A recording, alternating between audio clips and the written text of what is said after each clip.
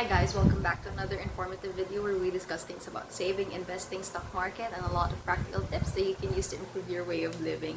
In today's video, we're going to talk about my own personal finance and how I use KAKEIBO method in my own personal finance and saving method.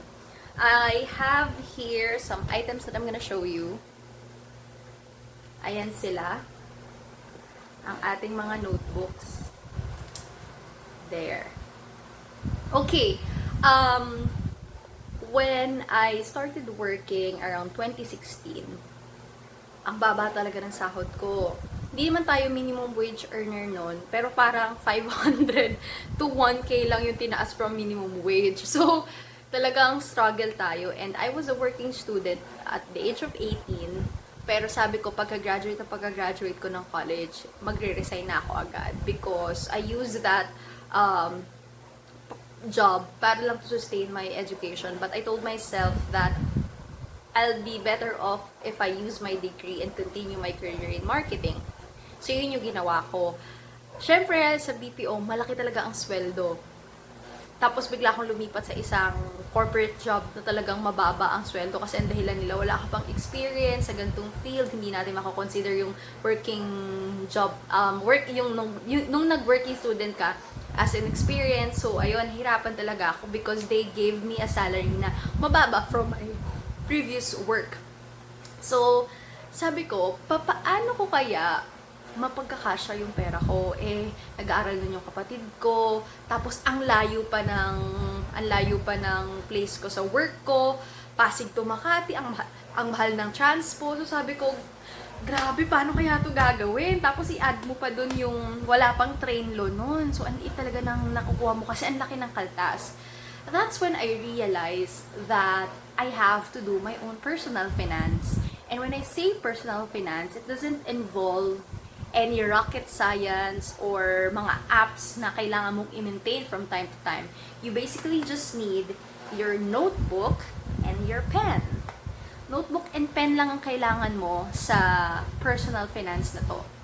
So, I'll share with you KAKEIBO method is a Japanese traditional method by a journalist, Hani Makoto. I'm not sure if I got the name of the journalist right, pero siya ang gumawa ng KAKEIBO method.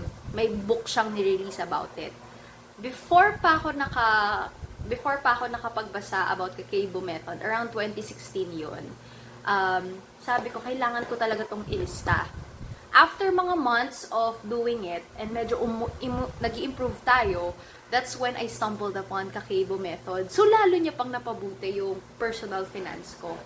Basically, it's about you listing down all your expenses and putting it in buckets.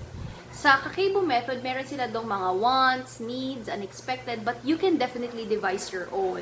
Again, you are just following the principles of listing down your daily, weekly, monthly expense and how you can improve on your personal finance after that month so that on the next month, you can do better.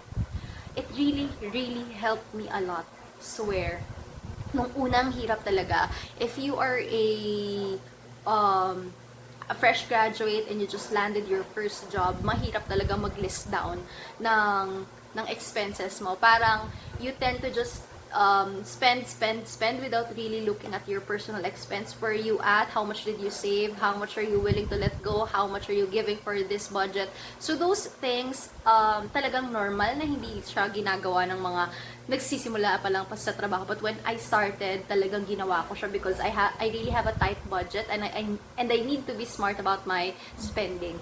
So ito, ipapakita ko lang kasi natapon ko na rin yung mga iba kong notebooks. This is my 2020 budgeting. Ayan o, may mga paganyan pa tayo dyan.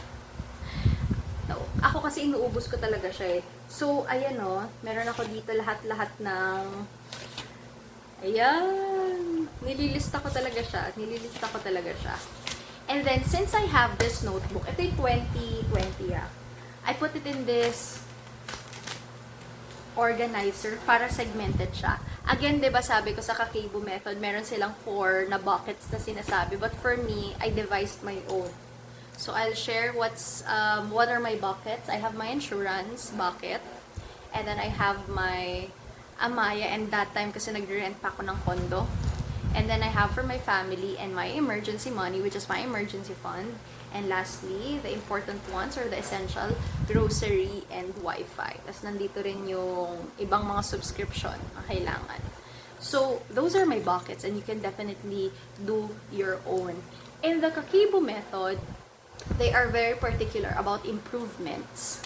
So, you throw yourself some questions that will improve your next budgeting.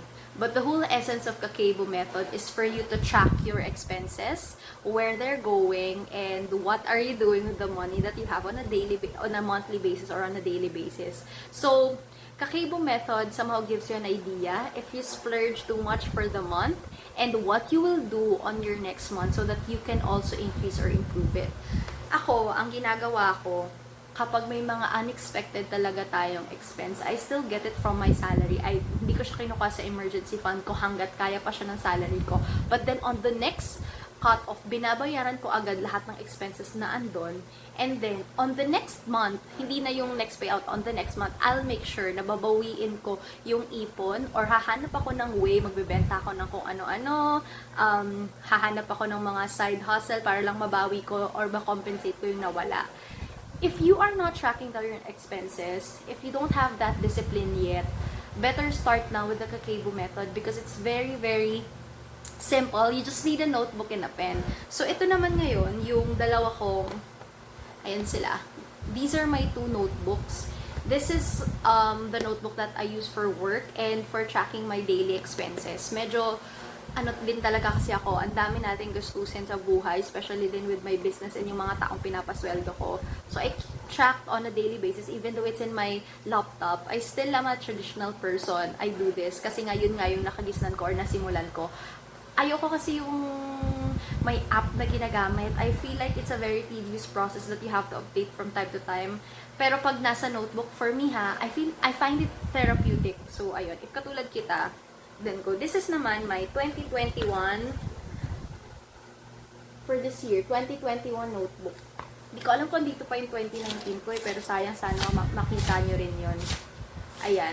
So, I always, pakita ko lang sa inyo I have like columns here of the tracks that I have to consider. Medyo, ayan makikita mo, kulang ako ng hulog ng 3 months sa mga investments ko and even in my emergency fund and my personal savings because I had to fend for other needs. So, etong mga hindi ko nahulugan, I'll definitely use my 13th month pay para lang makompensate yung lost months ko doon.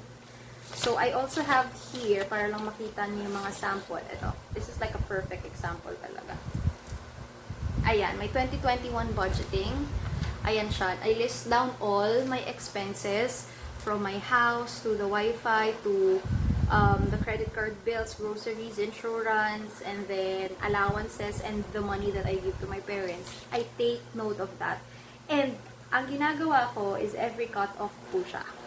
Ayan meron tayong every 15th of the month, meron tayong every 30th of the month. So, when you do your personal finance and if you follow the KAKEIBO method, just put it in buckets, ano yung essential, and then from your income of that month, subtract mo lang yun from your expense and yun yung total. And then yung the rest na makukuha mo from the savings na na natira doon sa first mong salary for the first payout, and then i-save mo siya agad. And then on the next cut-off, ganun din yung gawin mo. This is what I do Around 40 to 50% of my salary, I put it to savings. Yun na yung state ko ngayon. But it wasn't in that state before. Recently lang ako nakahinga-hinga, nakaginha-ginhawa. But for the past years of my working career, talagang medyo struggle tayo. And KAKEIBO method really helped me a lot with my personal finance because it's really simple and parang hindi ka pressured. Sabi ko nga para siyang naging therapeutic for me. Sometimes every night, I would just write down the things that I am spending for. Tapos, I'm going to think of a way para makompensate, lalo na kapag may mga emergency. This 2021, ang dami kong nilabas na pera. Sobrang daming nilabas na pera na konti na lang din napunta dun sa savings na part. But still, I make sure na mag-stick ako doon at bumawi. So, ang sarap tignan na natatrack mo siya, and if na-accomplish mo siya, better. This March, sobrang excited ako kasi finally, tatapusin ko lang yung mga iba kong expenses na kailangan bayaran. Huling hura na, kumbaga yung March. And then April, I'll go back to my old routine na ulit kasi wala naman na akong gastusin. As you've seen in my previous videos, I had like insurances, may memorial lot. So medyo tumodo yung 2021 natin. But for me, it's a good investment. So I'd still go for it kahit na nahirapan tayo. So just a few things that I want to share with KAKEIBO method para lang you guys are aware of it. May mga questions kasi dito na kailangan mong i-ask considering yung buong principle. And I'm gonna take note some of the questions that I also apply. May mga principles kasi like this in books, tapos yung mga nababasa ko na I customize para lang mag-tailor fit sa aking situation. So ito yung mga question. How much money do you have? Napaka-importante na tanongin mo yung sarili mo magkano yung dumadating sa'yo on a monthly basis. I always stick to my salary, and yun yung sinasagot ko kapag tinatanong how much money do you have. It's always based on my salary. I don't consider my side hustle, blah blah blah, in that picture. Why? Because I have allotted those earnings separately on a different investment. So sa salary lang ako. How much money would you like to save? As mentioned, I am in the state wherein 40% to 50% na yung nalalagay sa savings mo. But before, parang nasa 500 pesos to 1,000 lang yung kaya kong i-save. Nagsisimula pa lang ako. So, ang sarap balikan. And this method really helped me a lot. And the next, how much money are you spending? Yun yung natutulong ng KAKEIBO method because you are now segmenting your expenses. You list it down. Realistically, you put figures there. So, malalaman mo talaga, ideal, kung magkano talaga yung ginagasta mo for the month. And then lastly, ito yung pinakamaganda, how you can improve. So, on a monthly basis, ask yourself every day, paano mo mai-improve siya? Isa lang yung sagot dyan, kailangan mo i-increase yung income mo. So, I hope you also try KAKEIBO method because it really, really helped me. Nag-start ako ng 2016 and now 2021 na, and I'm still using the same method. And now, 40 to 50% na ng kita ko yung sinisave ko. So yun, I hope this video changed the way you think about your personal finance na hindi naman siya kailangan maging mahirap because there's a lot of principles and methods that you can apply. Thank you for watching. Bye!